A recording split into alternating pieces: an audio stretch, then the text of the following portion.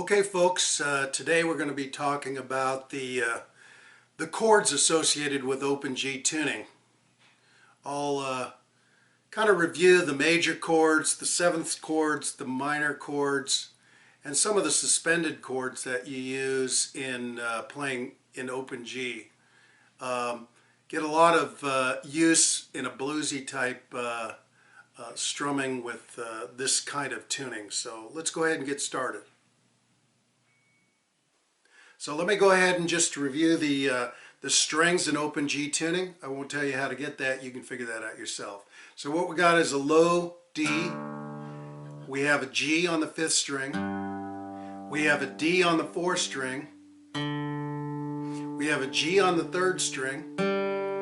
We have a B on the 2nd string. And we have a D on the high E, or the high 1st string.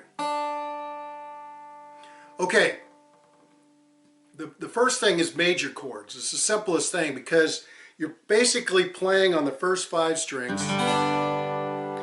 All your major chords are movable shapes. So the open would be an open G, and then it just goes up the scale. So you're going to go A flat, A, B flat, B, and so on all the way up. So you know the 5th fret is going to be the C, D. Very easy. And so the shape, the movable shape of just being able to put your finger on, or even your ring finger on to make the major chords is really helpful. And plus you can get the slide effect. So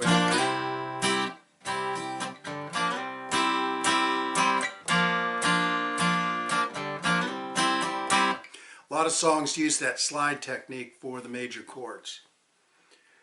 Okay, let's go ahead and go on to the 7th chords, because a lot of times in blues playing you're going to get a 7th chord thrown in there. With the 7th chords, essentially what you have is you're going to just be able to put your ring finger 2 frets up on the 1st string, and you're going to be able to get the 7th chord. So in the case of G, open G, and then you just put your ring finger on the 3rd fret of the 1st string, and you're going to be able to get the 7th sound. And the same thing exists for every other shape. So the 7th, A7th is going to be basically putting your finger on the first 5 strings of the 2nd fret, and then just putting your little finger stretching out 2 frets up, or actually 3 frets up, I'm sorry, and you're going to get the 7th sound.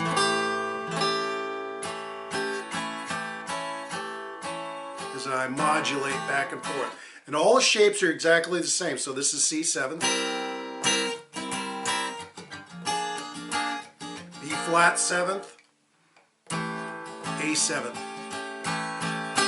So again, a movable shape that goes all the way up the keyboard. Very, very handy. No strange, unique shapes for 7th chords as you would have in standard tuning. Okay, let's go ahead and talk about the minor chords, which obviously appear in a lot of music. And so very similarly, minor chords do similarly have a movable shape. And so the minor chords associated with the open G tuning is the 1st fret, or is the 1st fingers always, and I'll go ahead and make an A minor first to show you. 1st fret on the 2nd string, and then you're going to put your middle finger on the 2nd fret of the 5th string, your ring finger on the 2nd fret of the 4th string, and your little finger on the 2nd fret of the 3rd string. And you're just going to play the middle 4 strings. That's going to be an A minor. And this shape, this minor shape, goes all the way up the scale. So if you wanted to play a C minor,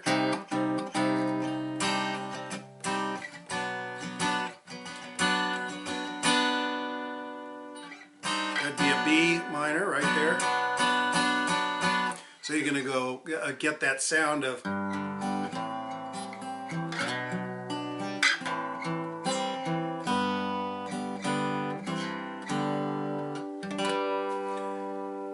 Okay, the next chords that are actually a lot used in songs and in especially in open G tuning are the suspended and the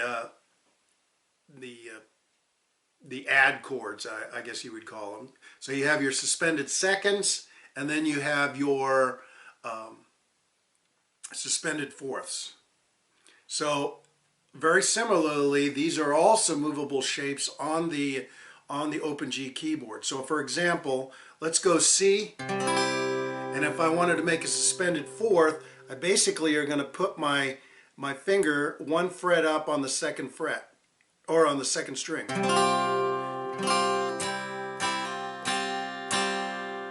So you're going to get be able to go from a minor chord or a major chord to a suspended fourth.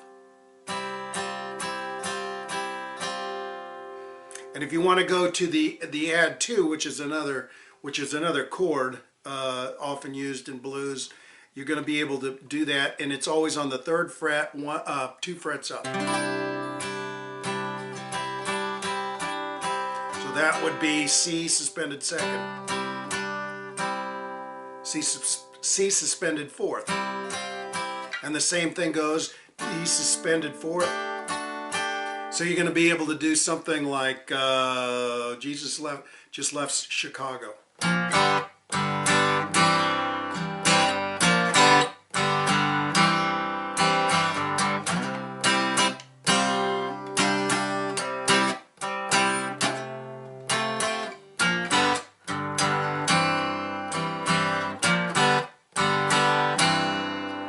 Very bluesy sound. So anyway, I don't want to overload you with movable shape chords, but that is an introduction to the primary chords in open G tuning. Hope you stick with me on this open G adventure, and we'll catch you later.